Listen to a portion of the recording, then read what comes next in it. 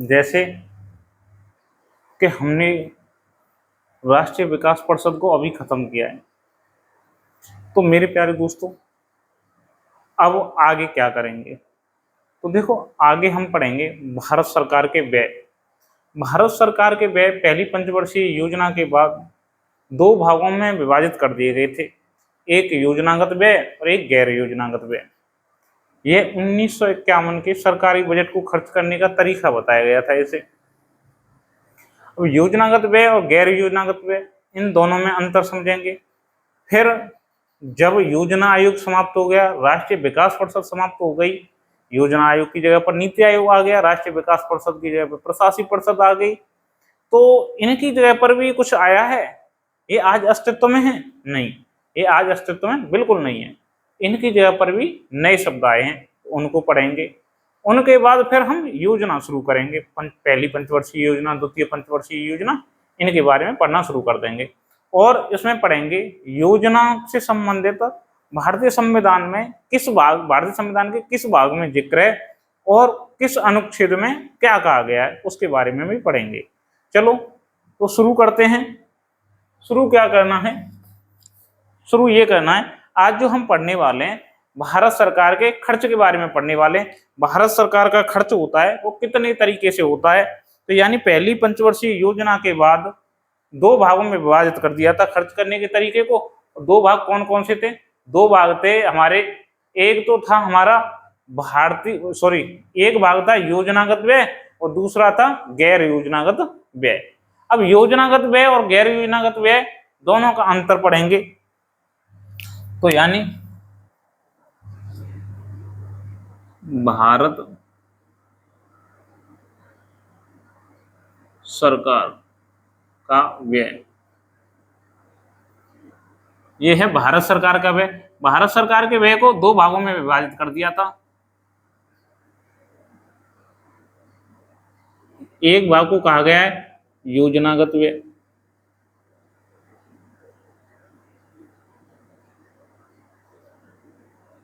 और दूसरे भाग को कहा गया था गैर योजनागत व्यय।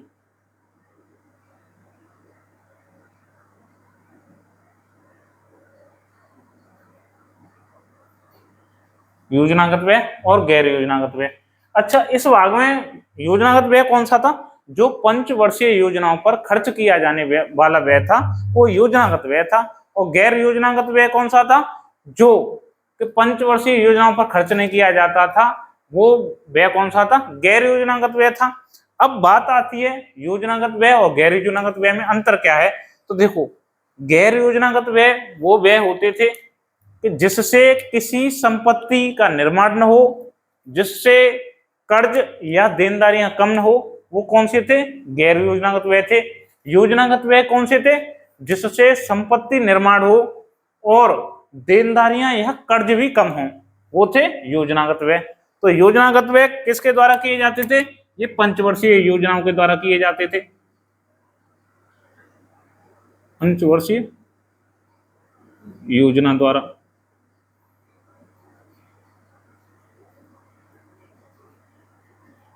और ये सरकार के आम खर्चों के लिए, सरकार के रोजमर्रा के आम खर्चों के लिए।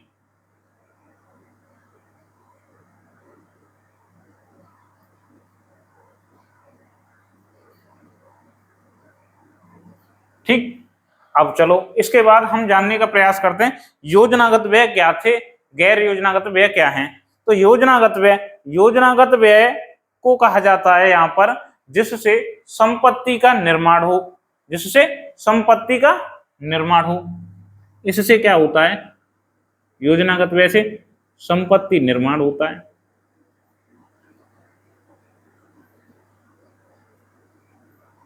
निर्माण। अब इससे क्या होता है? कोई संपत्ति निर्माण नहीं होता है। गैर योजनागत व्यय सरकार के रोजमर्रा के आम खर्चे। तो सरकार के रोजमर्रा के आम खर्चे कौन कौन से होते हैं?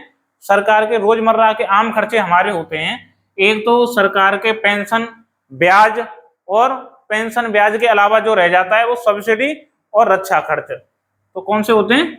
पेंशन ब्याज, सैलरी और रक्षा रख रखाव के खर्चे, रक्षा रख रखाव के खर्चे के खर्च।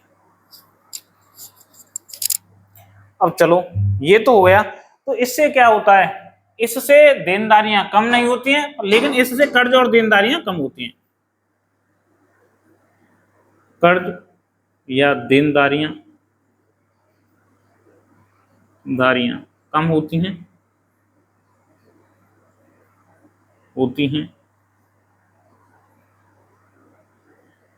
इससे कर्ज और देनदारियां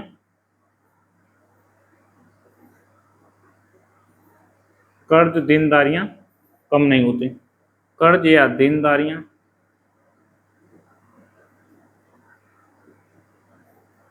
समाप्त नहीं होती।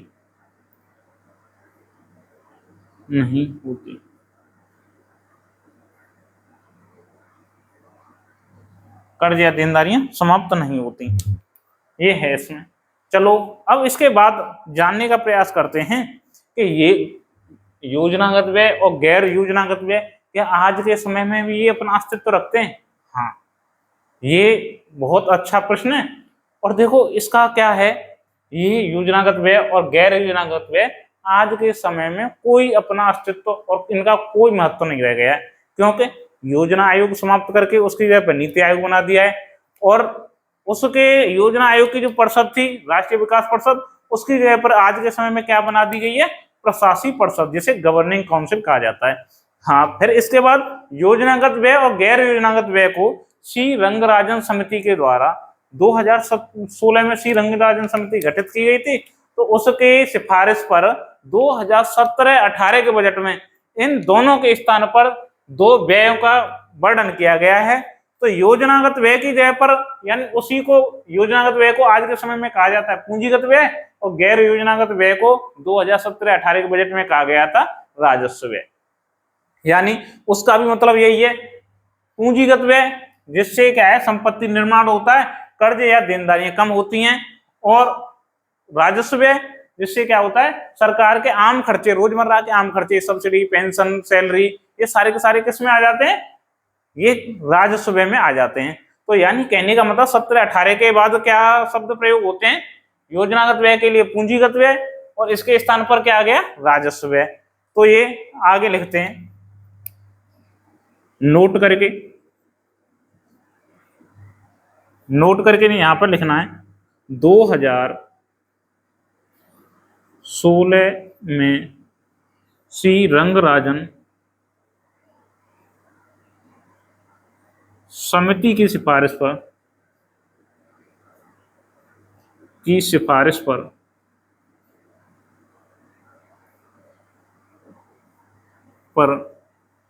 2016 में श्री रंगराजन समिति की सिफारिश पर योजनागत व्यय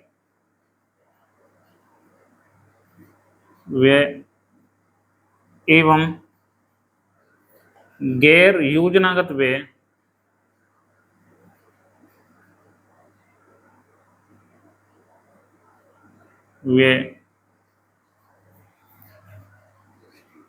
के स्थान पर 2017-18 के बजट में 2017-18 के बजट में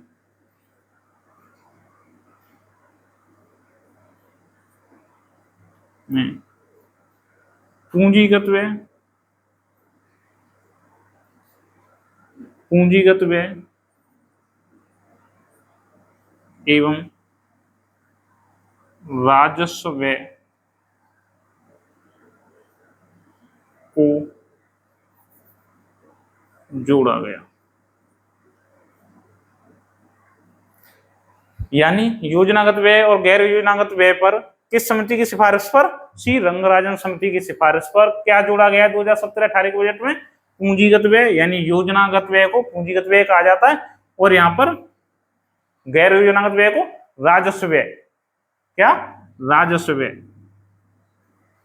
जोड़ा गया है किस बजट में, 2017-18 के बजट में। अब बात आती है, चलो अब संविधान में आर्थिक कल्याण से संबंधित कुछ कहा गया है? हाँ, हम सोचते हैं कि नहीं कहा गया कुछ, लेकिन संविधान में इसका जिक्र है। जो कुछ चल रहा है, योजनाओं का निर्माण हो रहा है, ये सारी की सारी क्या है, ये योजना जन कल्याण से संबंधित है। किससे? जन कल्याण से संबंधित है, और जन कल्याण के लिए योजनाओं का निर्माण किया जा रहा है। अब बात आती है तो फिर इसका क्या महत्व है, और आगे संविधान में इसकी क्या जिक्र की गई है, और योजनाओं को जवाहरलाल नेहरू ने किस पॉइंट ऑफ व्यू से देखा था, यानी किस नजरिए से देखा था, आज हम उसको भी पढ़ेंगे। तो देखो, अब योजनागत व्यय और गैर योजनागत व्यय में थोड़ा सा अंतर दिखा देता हूं। तो देखो, योजनागत व्यय की जगह पर ही क्या आया है, पूंजीगत व्यय।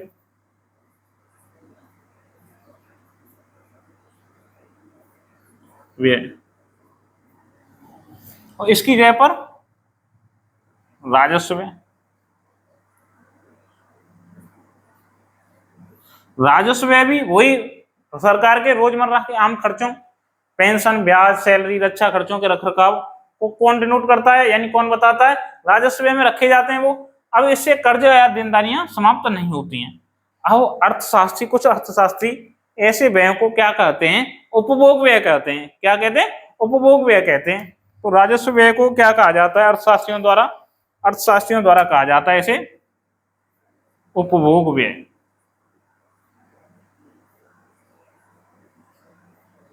इसे क्या कहा जाता है?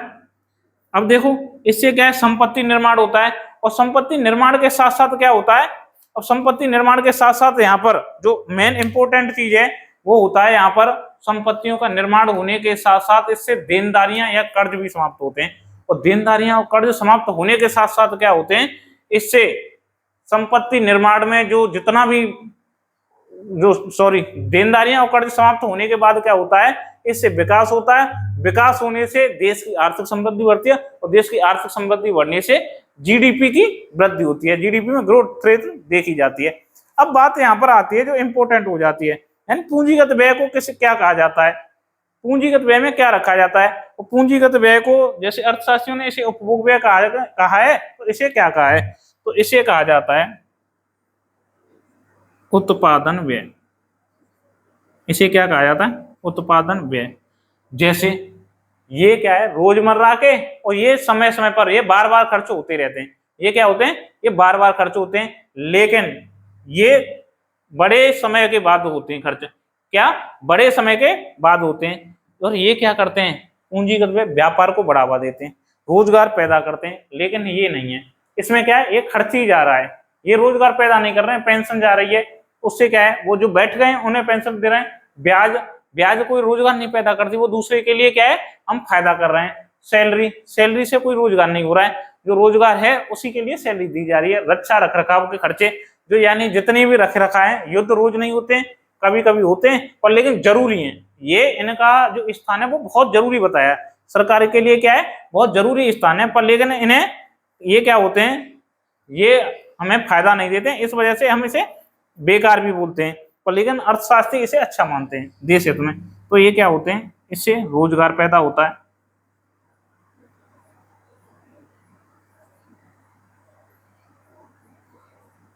पैदा होता है, व्यापार को बढ़ावा देते हैं।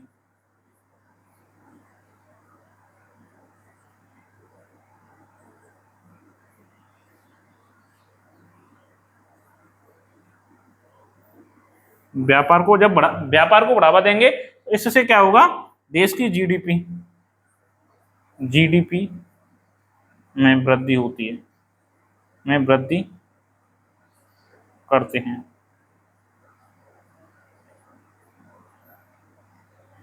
इसमें क्या होता है, इसमें कुछ नहीं होता है, इसमें क्या होता है, इसमें कुछ नहीं होता है, पर लेकिन ये क्या होता है, चालू रखने के लिए जरूरी है। ये जो व्यय सरकार द्वारा चालू रखने के लिए, सरकार को चालू रखने के लिए जरूरी है, क्योंकि इसका अर्थव्यवस्था के विकास में महत्वपूर्ण योगदान होता है।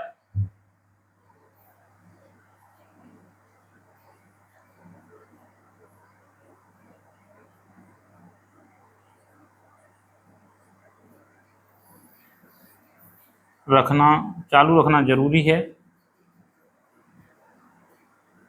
क्योंकि अर्थव्यवस्था के विकास में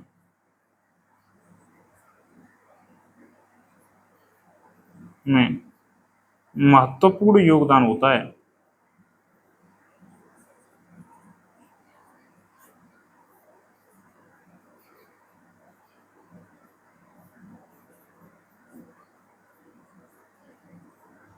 महत्वपूर्ण योगदान होते हैं। अब इसमें ये जो एक टर्म यूज किया गया संपत्ति निर्माण, संपत्ति निर्माण क्या होता है? जैसे शिक्षा के क्षेत्र में, शिक्षा के क्षेत्र में संपत्ति निर्माण कैसे हुआ? यूनिवर्सिटी बनाना, कॉलेज बनाना, स्कूल बनाना, ये क्या है? संपत्ति निर्माण है शिक्षा के क्षेत्र में। दूसरा क्या है? परिवहन, परिवहन के क्षेत्र में, परिवहन के क्षेत्र में राष्ट्रीय राजमार्ग, राज्य राजमार्ग, यानी ग्रामीण कनेक्टिविटी, यानी ग्राम जोड़ो योजना जैसी सड़कें। अब चलो ये तो हो गया परिवहन से संबंधित, और इसमें क्या होगा? हाँ, स्वास्थ्य से संबंधित, स्वास्थ्य से संबंधित कौन से? हॉस्पिटल निर्माण करना। ये सारे के सारे क्या है? ये संपत्ति निर्माण है। और संपत्ति निर्माण होने के साथ साथ क्या है? इसको जन कल्याण के लिए भी उपयोग किया जाता है, और इनसे क्या है कि एक इनकम जनरेट होती है, यानी आय उत्पन्न होती है। तो संपत्ति निर्माण में अगर मैं यहाँ पर कहूँ तो संपत्ति निर्माण का मतलब हो जाता है संपत्ति निर्माण,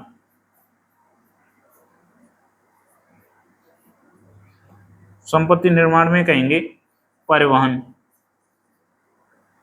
परिवहन, परिवहन मतलब चलो ऊपर लिख देता हूँ संपत्ति निर्माण को, इसे पहले उतारो, उतारने के बाद संपत्ति निर्माण को ऊपर समझा दूंगा। चलो यही समझाता हूँ इसे। संपत्ति निर्माण, संपत्ति निर्माण का क्या मतलब होता है? परिवहन, परिवहन, परिवहन में क्या क्या हो जाएगा? परिवहन में देखो राष्ट्रीय राजमार्ग, राजमार्ग, राज्य राजमार्ग,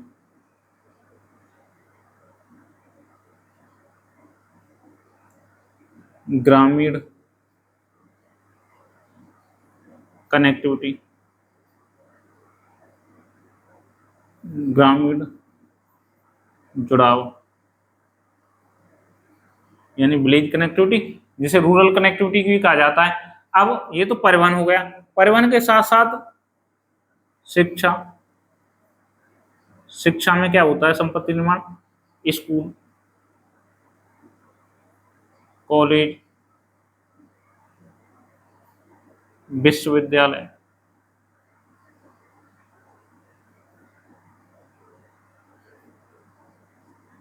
ईटीसी। अब चलो ये शिक्षा में हो गया, तो स्वास्थ्य के क्षेत्र में संपत्ति निर्माण, ये स्वास्थ्य के में हो गया।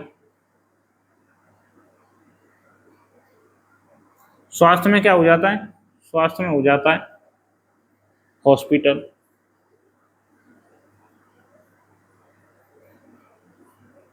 ठीक। ये क्या क्या है? ये संपत्ति निर्माण है, ठीक है। और इत्यादि इसमें जैसे बैंक क्या है? बैंक का निर्माण किया जा रहा है, वो संपत्ति निर्माण है।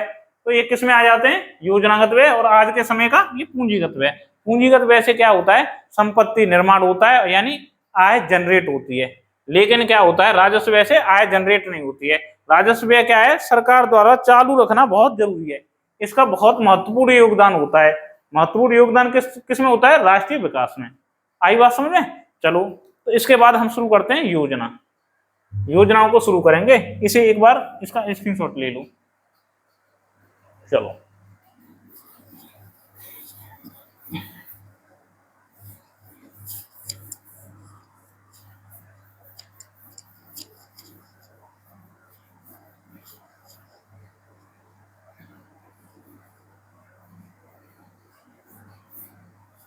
योजनाओं की शुरुआत कब हुई थी?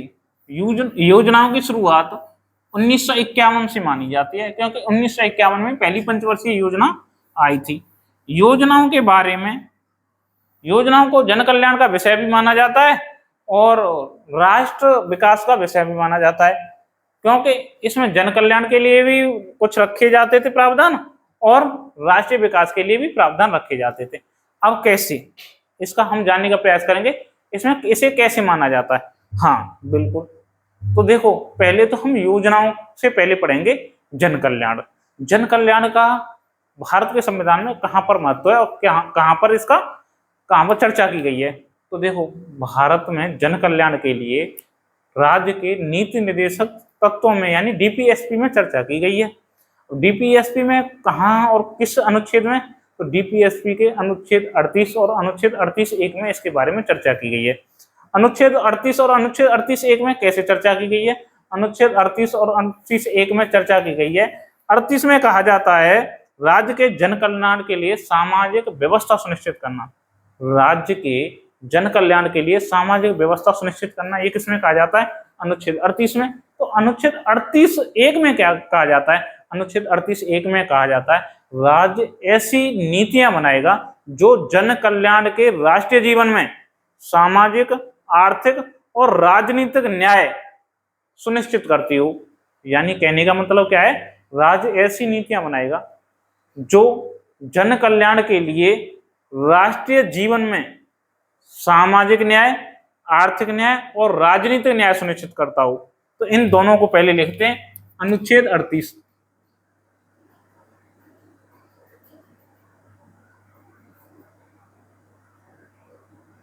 अनुच्छेद 38 क्या कहता है, हमारा अनुच्छेद 38 कहता है राज्य क्या करेगा, राज्य के जन कल्याण के लिए सामाजिक सुरक्षा करने का निर्देश। राज्य के जन कल्याण के लिए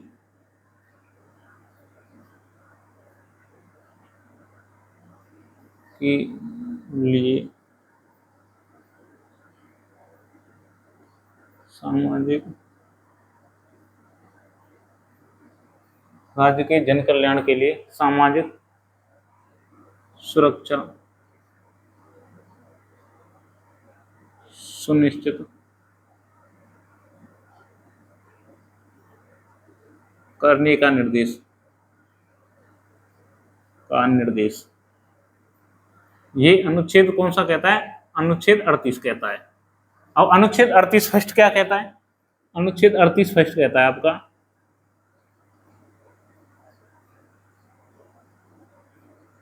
अनुच्छेद अर्थ कहता है राज्य ऐसी नीतियां बनाएगा, राज्य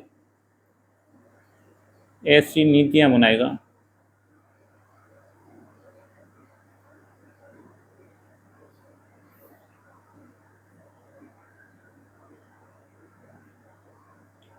जो जन कल्याण के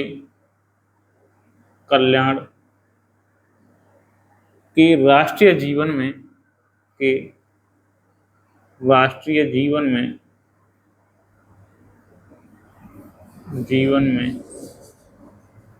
जन कल्याण के राष्ट्रीय जीवन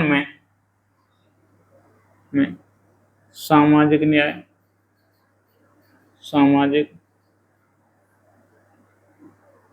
न्याय, आर्थिक न्याय एवं आर्थिक न्याय एवं राजनीतिक न्याय सुनिश्चित करता हो,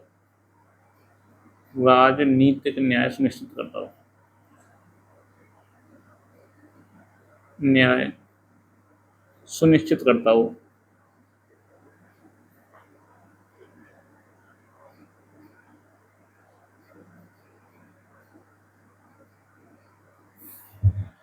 कौन सी नीतियां बनाएगा, यानी राज्य ऐसी नीतियां बनाएगा जो जन कल्याण के राष्ट्रीय जीवन में सामाजिक न्याय, आर्थिक न्याय एवं राजनीतिक न्याय सुनिश्चित करता हो।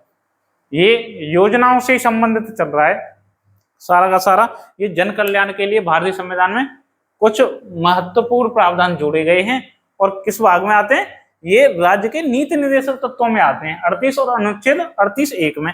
अब इसके आगे कहा जाता है योजनाओं के बारे में जवाहरलाल नेहरू ने क्या कहा था।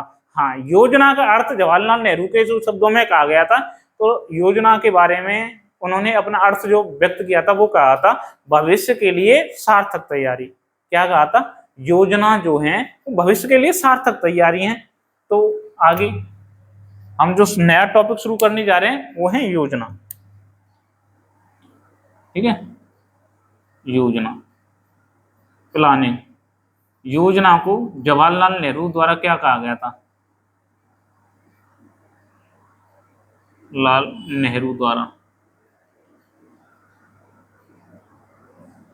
सॉरी पहले लिखते हैं इसमें, इसका अर्थ क्या है? योजना का अर्थ,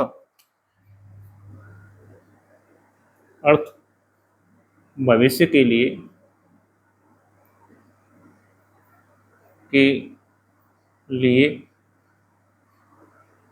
सार्थक तैयारी, भविष्य के लिए सार्थक तैयारी। इसे, ये वाक्य किसने कहा था? जवाहरलाल नेहरू ने कहा था। पीएम जवाहरलाल नेहरू, लाल नेहरू तत्कालीन पीएम थे वो। ठीक है, ये किसने कहा था? जवाहरलाल नेहरू ने। अब बात आ जाती है, चलो पहली पंचवर्षीय योजना की शुरुआत कब से मानी जाती है? पहली पंचवर्षीय योजना की जो शुरुआत मानी जाती है 1951 से मानी जाती है। वो कब तक चली थी? 1956 तक चली थी। अब अगर एग्जैक्ट टाइम पूछने का प्रयास करो तो पहली योजना 1 अप्रैल 1951 से और 31 मार्च 1956 तक चली थी। योजना जो शुरू की गई थी वो कब की गई है? यानी पहली पंचवर्षीय योजना, पहली, यहीं से लिखते हैं, पहली पंचवर्षीय योजना,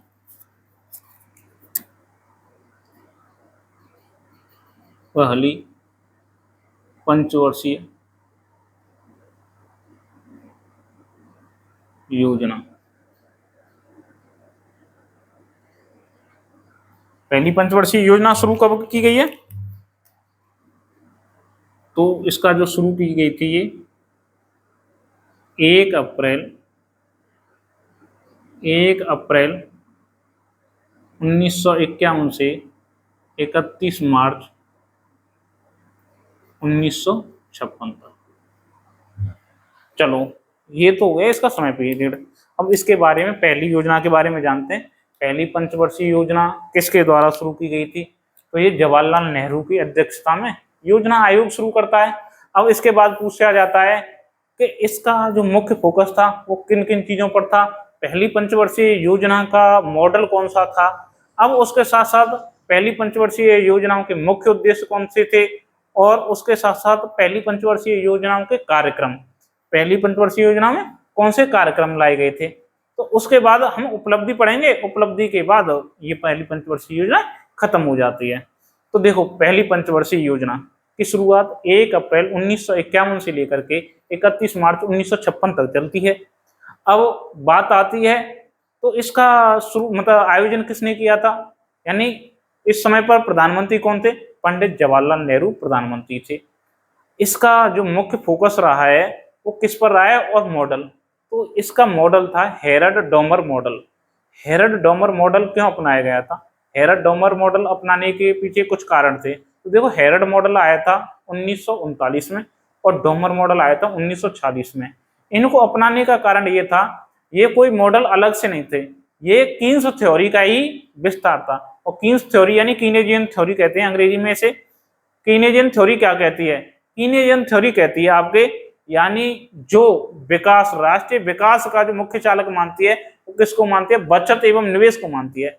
यानी कहने का मतलब ये है, हेरल्ड डोमर मॉडल ने दिया था वो कीनेजियन थ्योरी का विस्तार था, जो कि राष्ट्रीय बचत एवं निवेश को विकास का मुख्य चालक मानती है।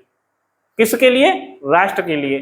तो इसकी वजह से इसे यहाँ पर उपयोग किया गया था। और इस पर बचत जरूरी थी। इस समय पर बचत क्यों जरूरी थी? क्योंकि हम औपनिवेशिक शक्ति से स्वतंत्र हुए थे।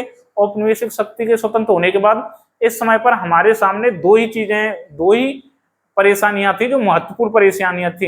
एक तो थी हमारे सामने भुखमरी, सॉरी 3 बड़ी परेशानियां थी। एक तो थी भुखमरी, दूसरी निरक्षरता और तीसरी क्या थी, महंगाई। महंगाई को नियंत्रण करना। अब इनको नियंत्रण करने के लिए कौन सा मॉडल जरूरी था, तो इस समय पर एक ही मॉडल जरूरी हो जाता है, बचत और निवेश का मॉडल। बचत और निवेश से क्या होगा, मुद्रास्फीति नियंत्रण होगी। और हम यहाँ पर भुखमरी को समाप्त करने के लिए क्या है, हमें कृषि पर ध्यान देना होगा। भुखमरी को समाप्त करने के लिए कृषि पर। शिक्षा, तो जब भरपेट भोजन मिलेगा तभी तो पढ़ने का मन करेगा।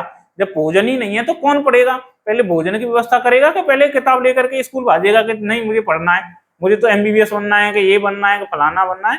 तो ऐसा कुछ नहीं है। पहले भोजन की व्यवस्था की गई थी। पहले पंचवर्षीय योजना का जो मुख्य फोकस था, कृषि, सिंचाई, ग्रामीण विकास। तो यानी कृषि, कृषि के लिए किसकी जरूरत थी, सिंचाई।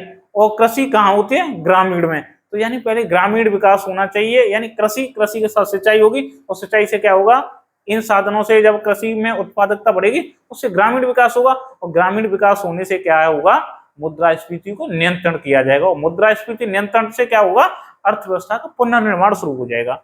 ये ऐसा पहली पंचवर्षीय योजना की मुख्य विशेषता थी। और ये बार बार पूछा जाता है कि पहली पंचवर्षीय योजना की प्रमुख विशेषता क्या थी, तो कृषि थी।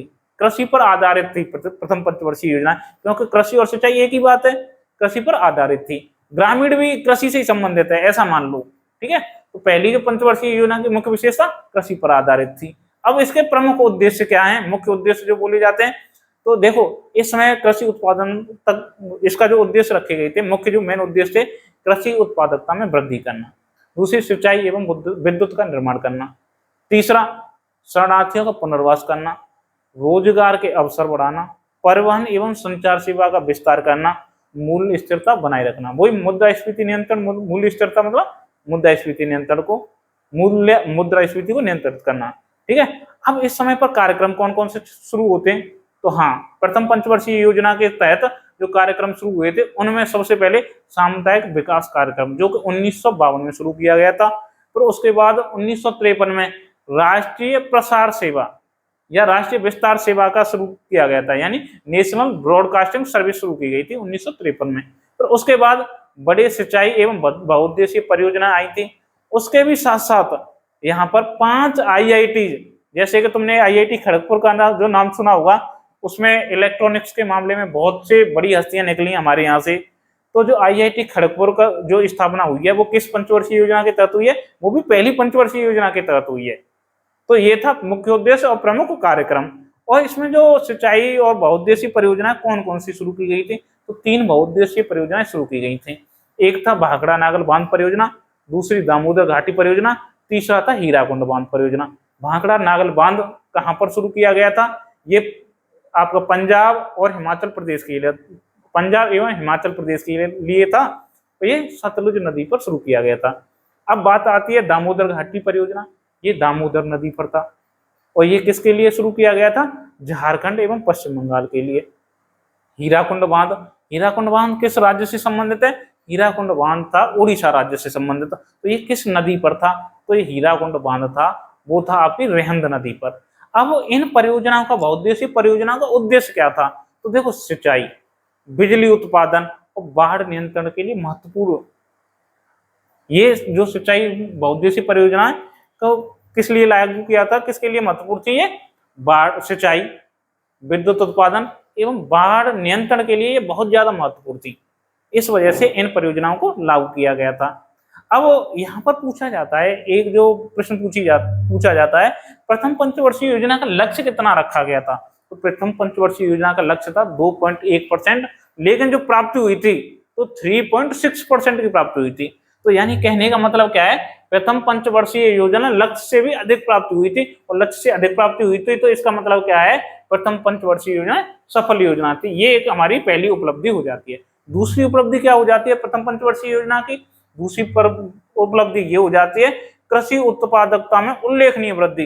कृषि उत्पादकता में उल्लेखनीय वृद्धि का कारण क्या था, वो भी मैं बताता हूँ। क्योंकि प्रथम पंचवर्षीय योजना में कुल परिव्यय का 31% किस पर खर्च किया गया था, वो कृषि पर खर्च किया गया था। यानी कुल खर्च का 31% कृषि पर खर्च किया गया था। अब उसके बाद भी, अब इससे हमें और क्या वृद्धि मिली थी, कहाँ हुई है, तो यानी राष्ट्रीय आय, नेशनल इनकम में 18% की और पर कैपिटा इनकम यानी प्रति व्यक्ति आय में 11% की वृद्धि देखी गई थी। अब आ जाती है बात, इंपोर्टेंट जो बात होती है, सिंचाई एवं विद्युत उत्पादन का विस्तार हुआ है, वो तो मैंने बता दिया, 3 पंचवर्षीय योजना थी, उनसे क्या हुआ है, इसका विस्तार होता है, ये हमारी उपलब्धि हो जाती है। तो इनको एक एक करके हम लिखते जाते हैं और लिखने के बाद आप अपने हिसाब से सेट करते जाना और याद जरूर करते रहना इनको।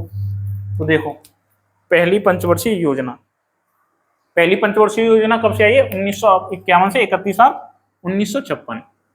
अब यहां तक कोई दिक्कत, प्रधानमंत्री कौन थे, किस प्रधानमंत्री के द्वारा लाई गई थी पहली पंचवर्षीय योजना, प्रधानमंत्री जवाहरलाल नेहरू। ये भाई पहली पंचवर्षीय योजना है, इस वजह से इंपोर्टेंट हो जाती है। यानी योजना, प्रथम पंचवर्षीय योजना के समय पर योजना आयोग के अध्यक्ष कौन थे, ये भी पूछा जा सकता है, जवाहरलाल नेहरू। योजना आयोग के अध्यक्ष पूछे जाए तो कोई पहले अध्यक्ष कौन थे, गुलजारीलाल नंदा। अब इसके बाद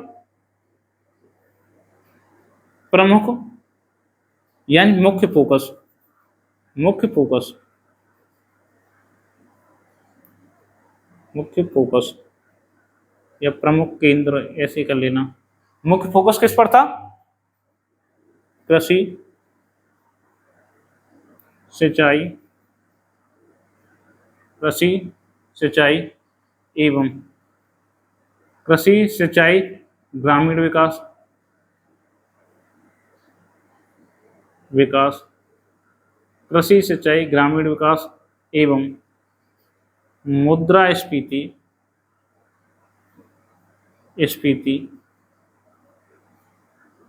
को नियंत्रित करना। और मुद्रास्फीति नियंत्रित हो जाएगी तो क्या हो जाएगा, अर्थव्यवस्था का पुनर्निर्माण शुरू हो जाएगा। ठीक है। मॉडल, इसमें मॉडल कौन सा अपनाया गया था, तो इसमें जो मॉडल था प्रथम पंचवर्षीय योजना का मॉडल कौन सा था, Harrod Domar model, Harrod Domar model, Harrod Domar model. ठीक है। अब हेरड डोमर मॉडल कब आया था, तो देखो हेरड मॉडल आया था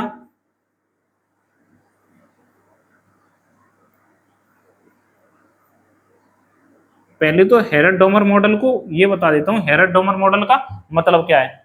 चलो पहले कोई बात नहीं, ये इनकी सनी लिख देता हूँ। हेरड मॉडल 1939 में आया था और डोमर मॉडल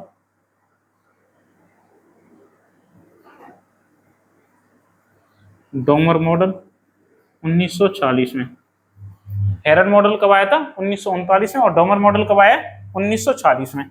अब बात आती है हेरड डोमर मॉडल किससे संबंधित था, तो यहां पर लिख देते हैं हेरड डोमर मॉडल का मतलब, हेरड डोमर मॉडल।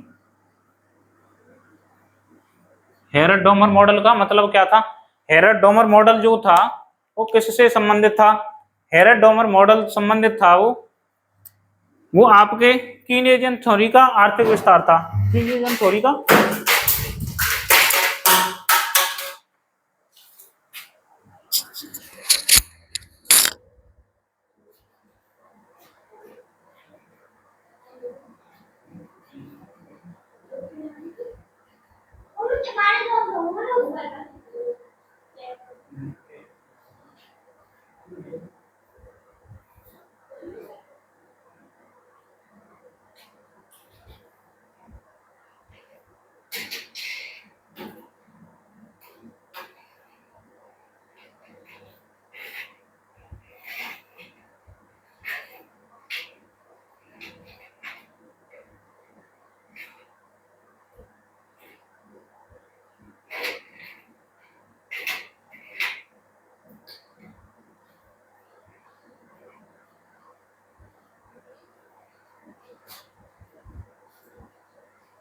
माफी चाहूंगा 2 मिनट के लिए। देखो हेरड डोमर मॉडल किससे था संबंधित, हेरड डोमर मॉडल जो संबंधित था वो था आपका कीनेजियन थ्योरी का आर्थिक विस्तार था। ये क्या था, कीनेजियन यानी कीन्स थ्योरी, ऐसे लिख लो कीन्स तीन सिद्धांत का विस्तार। जो किस पर सबसे ज्यादा जोर देता था, वो जोर देता था बचत एवं निवेश को राष्ट्रीय विकास का, बचत एवं निवेश को राष्ट्रीय विकास का, बचत एवं निवेश को क्या मानता था, राष्ट्रीय विकास का मुख्य चालक मानता था। ये जो हेरोडोमर मॉडल था, किन सिद्धांत का विस्तार था, बचत एवं राष्ट्रीय विकास को क्या मानता है, विकास का मुख्य चालक, मुख्य चालक।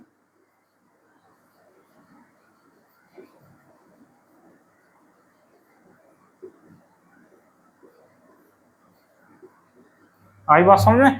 कीन्स का मतलब हेरोडोमर मॉडल को क्यों लाया गया था, इसमें बचत एवं निवेश को राष्ट्रीय विकास का मुख्य चालक मानता था। और मैंने तुम्हें बता दिया है, क्योंकि हम औपनिवेशिक शक्ति से क्या है, स्वतंत्र हुए थे, इस वजह से हमें बचत करना जरूरी था। और तीन हमारे सामने सबसे बड़ी परेशानियां थी, यानी बड़ी चुनौतियां थी। तो उन चुनौतियों से पार पाने के लिए हमें क्या करना है, बचत एवं निवेश पर ध्यान देना था। चलो तो इसे उतारो, फिर उसके बाद मैं थोड़ा सा और समझाता हूँ इसके बारे में। अब इनके पूछे जाते हैं उद्देश्य, तो इनके उद्देश्य कौन से थे, यानी प्रथम पंचवर्षीय योजनाओं का उद्देश्य कौन से थे। चलो योजनाओं के उद्देश्यों के बारे में भी अब चर्चा करेंगे हम।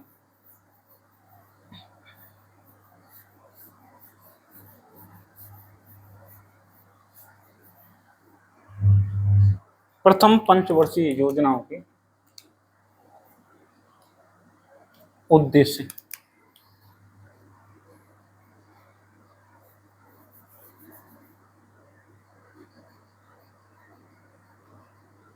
उद्देश्य पहला उद्देश्य क्या था, कृषि उत्पादकता में वृद्धि करना। तो इसमें पहले ही मतलब ये कि वो तो मुख्य विशेषता में भी है,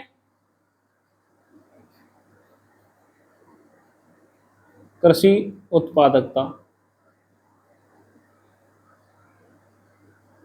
में वृद्धि।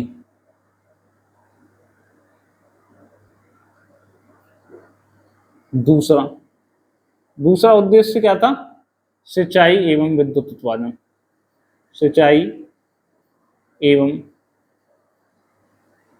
विद्युत उत्पादन। तीसरा उद्देश्य क्या था,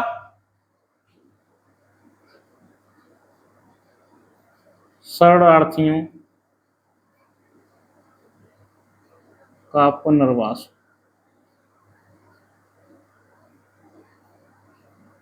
शरणार्थियों का पुनर्वास। क्योंकि देश आजाद हुआ था, बहुत से लोग ये सोच रहे थे, कुछ लोग जैसे पाकिस्तान में रह रहे थे, वो पाकिस्तान को पहले तो सोच रहे थे चलो यहीं रहते हैं, क्योंकि उनकी जमीन थी, वहां पर सब कुछ यानी धंधे थे। फिर बाद में देखता है कुछ सर्कमस्टेंस या परिस्थितियों को देख करके उन्हें लगता है नहीं भाई यहाँ नहीं, ऐसा है, हमें तो अपने देश भारत ही जाना चाहिए। तो जो भारत आए थे वो किस रूप में आए थे, शरणार्थियों के रूप में आए थे। तो उनके रुकने की व्यवस्था करना ये क्या एक चुनौती थी उस समय पर, यानी मुख्य उद्देश्य था। अब दूसरा क्या हो जाता है, यहाँ पर जो मेन उद्देश्य था यहाँ पर रोजगार के अवसर पैदा करना। यहाँ पर भाई जब रोजगार भी नहीं था, रोजगार के अवसर पैदा करना और मूल्य स्थिरता बनाए रखना, रोजगार के अवसर पैदा करना।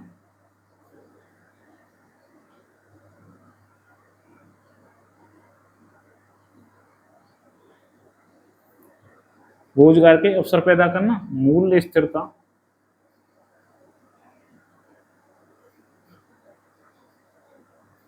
बनाए रखना।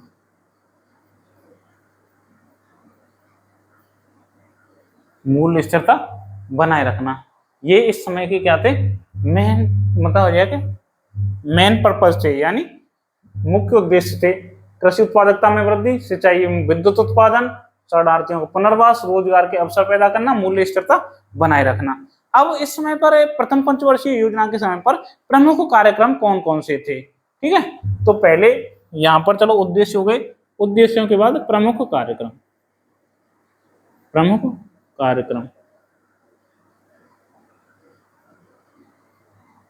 प्रमुख कार्यक्रम थे राष्ट्र सामुदायिक विकास कार्यक्रम। पहला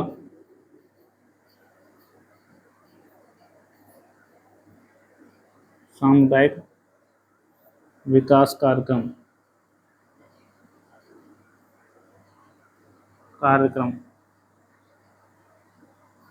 1952।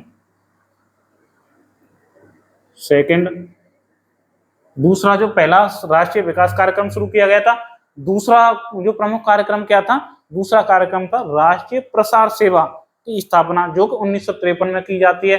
5 IIT की स्थापना, जो कि प्रथम पंचवर्षीय योजना के समय पर हुई थी, और बहुउद्देशीय परियोजनाएं, 3 बहुउद्देशीय परियोजनाएं थी।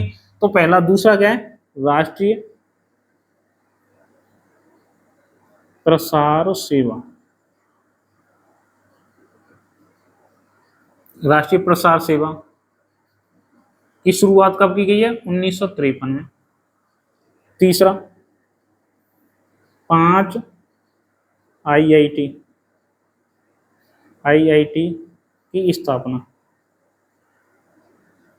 IIT को कहा जाता है इंडियन इंस्टीट्यूट ऑफ टेक्नोलॉजी, यानी भारतीय प्रौद्योगिकी संस्थान। ठीक। अब चौथा, 3 बहुउद्देशीय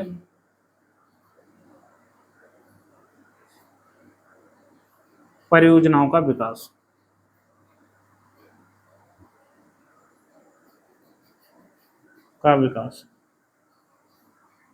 तीन बहुउद्देशीय परियोजनाएं कौन कौन सी थी? 3 जो बहुउद्देशीय परियोजना थी, उनमें पहली कौन सी हो जाती है, भाखड़ा नागल बांध, दूसरी दामोदर घाटी, और तीसरी वही जो हीराकुंड बांध। तो 3 बहुउद्देशीय परियोजनाएं यहां पर डालते हैं। चलो, 3 बहुउद्देशीय परियोजनाओं को मैं ऊपर लिखता हूं, पहले इनका स्क्रीनशॉट ले लो। यानी प्रमुख कार्यक्रम कौन कौन से, सामुदायिक विकास कार्यक्रम, राष्ट्रीय प्रसार सेवा की स्थापना 1953 में, 5 IIT की स्थापना, 3 बहुउद्देशीय परियोजनाओं का विकास। ये प्रथम पंचवर्षीय योजना के तहत प्रमुख कार्यक्रम थे। इसके बाद 3 बहुउद्देशीय परियोजनाएं, और फिर उपलब्धियां रह जाती हैं।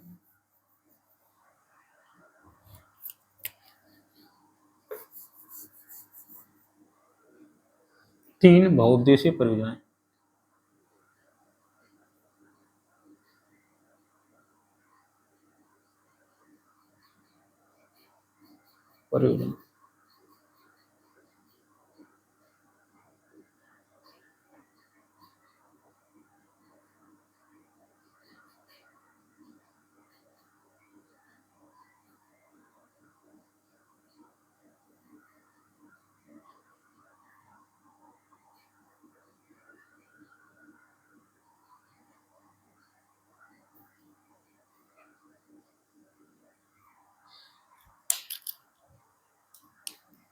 पहला,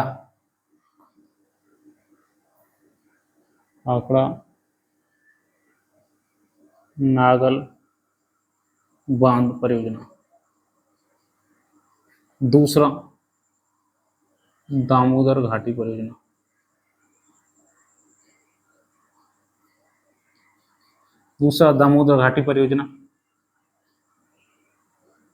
बांध कह लो या परियोजना कह लो, ठीक है। हीराकुंड परियोजना।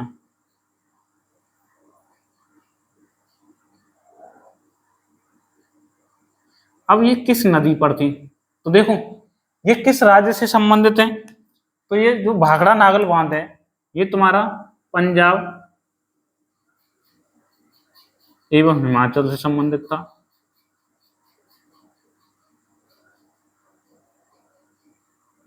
ये तुम्हारा था झारखंड एवं पश्चिम बंगाल।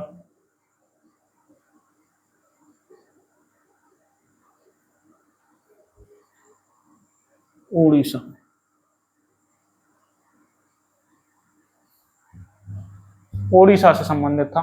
अब बात यहाँ पर आती है, भाखड़ा नागल बांध पंजाब एवं हिमाचल से संबंधित है, और यहाँ पर झारखंड से, तो ये उड़ीसा से। तो ये किस नदी पर स्थापित किए गए, ये बहुत पूछा जाता है। यानी भाखड़ा नागल परियोजना जो है किस नदी पर है, तो देखो ये है सतलुज नदी पर,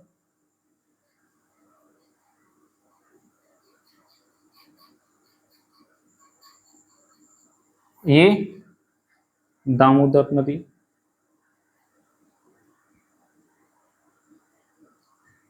ये विहिंद नदी। अब प्रथम पंचवर्षीय योजनाओं की स्थापना, प्रथम पंचवर्षीय योजनाओं की स्थापना कब कब की गई है? तो देखो सॉरी, पर ये मतलब परियोजनाओं की स्थापना क्यों की गई थी? परियोजनाओं की स्थापना जो की गई है वो सिंचाई, बिजली उत्पादन, बाढ़ नियंत्रण के उद्देश्य से की गई थी। किसके लिए? सिंचाई, बिजली उत्पादन और बाढ़ नियंत्रण के उद्देश्य से ये की गई है। चलो अब पूछा जाता है प्रथम पंचवर्षीय योजनाओं की प्रमुख उपलब्धियां कौन सी थी? तो प्रमुख उपलब्धियां लिखते हैं, फिर उसके बारे में जानने का प्रयास करेंगे। तो देखो प्रमुख उपलब्धि, उपलब्धि पहली उपलब्धि क्या थी? यानी कृषि उत्पादन में उल्लेखनीय वृद्धि।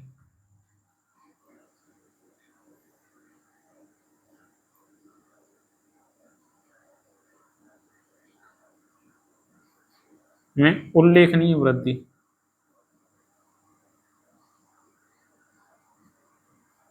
कृषि उत्पादन में उल्लेखनीय वृद्धि। इसमें उल्लेखनीय वृद्धि क्यों हुई थी? क्योंकि कुल खर्च का, क्योंकि कुल खर्च का,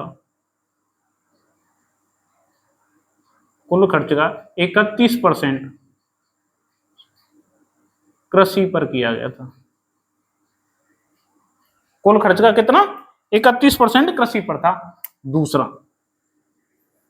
अब जैसे इसमें उल्लेखनीय वृद्धि होती है तो इससे क्या होता है? राष्ट्रीय आय में भी वृद्धि होती है और प्रति व्यक्ति आय भी सुधरती है। तो क्या होता है? राष्ट्रीय आय में वृद्धि। और राष्ट्रीय आय में वृद्धि कितनी होती है?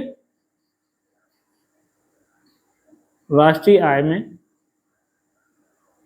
राष्ट्रीय आय में 18% तथा, और राष्ट्रीय आय के साथ साथ किसमें वृद्धि हुई थी? तथा प्रति व्यक्ति आय में, प्रति व्यक्ति आय को कहते हैं पर कैपिटा इनकम। प्रति व्यक्ति आय में, जो अब फिलहाल की स्थिति में प्रति व्यक्ति आय जो है हमारे भारत की ऐसी स्थिति में चल रहा है कि बांग्लादेश से भी कम है। तो प्रति व्यक्ति आय में कितने की वृद्धि हुई थी? 11% की।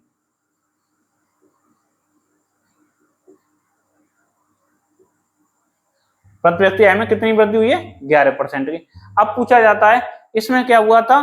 तो देखो सिंचाई एवं विद्युत का विकास, तो ये तो आपने यहाँ पर पढ़ लिया है। इससे क्या है? सिंचाई एवं विद्युत उत्पादन का विस्तार हुआ था। अब यहाँ पर पूछा जाता है कि ये उपलब्धि और क्या थी? देखो उपलब्धि एक ये है कि जो लक्ष्य रखा गया था, इस योजना का लक्ष्य, योजना का जो लक्ष्य था वो 2.1% था। 2.1% था। लेकिन जो प्राप्ति होती है, प्राप्ति कितनी होती है? 3.6% की प्राप्ति होती है। इससे ये क्या है? ये सबसे सफल योजना मानी जाएगी। यानी ये क्या है? सफल योजना के रूप में विकसित हुई है। 2.1% इसका लक्ष्य था और प्राप्ति कितनी हुई है? 3.6% की प्राप्ति हुई है। ये था प्रथम पंचवर्षीय योजना के बारे में। ठीक है, तो इसको आप याद कर लेना और इसे लिख लेना। वैसे तो मैंने साफ साफ लिखा है, जो कोई कमी हो तो भाई, कमी ऐसा है वीडियो सॉरी आप कमी हो तो हमारे चैनल को छोड़ के मत जाना, उस पर बता के जाना। यानी अपनी फीडबैक डाल दिया करो, यहाँ कमी है कि आवाज सही नहीं है, कि थोड़ा आवाज में सुधार दो।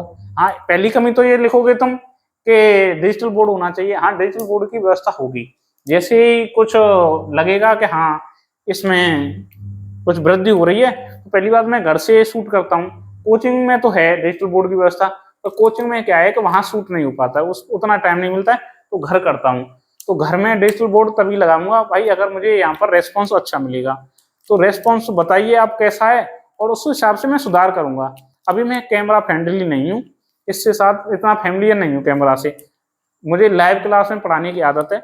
आप जैसे बताएंगे वैसे वैसे सुधार करता जाऊंगा। ठीक है, धन्यवाद दोस्तों।